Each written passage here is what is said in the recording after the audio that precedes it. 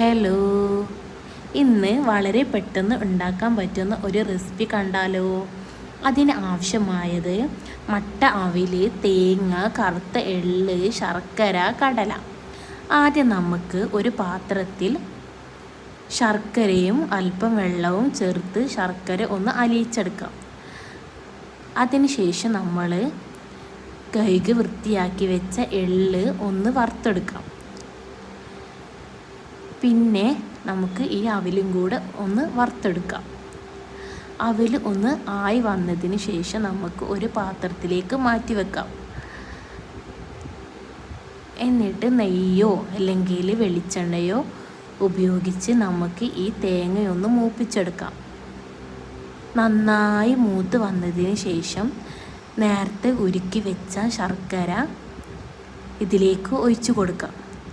രണ്ടും കൂടെ നന്നായി മിക്സ് ചെയ്യണം. എന്നിട്ട് നേരത്തെ വറുത്ത് വെച്ച അവിലും ഇതിലേക്ക് ഇടാം. അവിലും കൂടെ ഇട്ടിട്ട് നമുക്ക് നന്നായിട്ടൊന്ന് മിക്സ് ചെയ്യാം.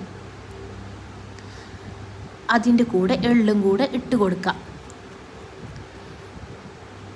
എന്നിട്ട് അതും കൂടെ ഒന്ന് മിക്സ് ചെയ്യാം. ഇനി നമുക്ക് വറുത്ത കടലയും കൂടെ ഇതിലേക്ക് ഇട്ട് കൊടുക്കാം. എന്നിട്ട് ഇതൊരു പാത്രത്തിലേക്ക് മാറ്റാം.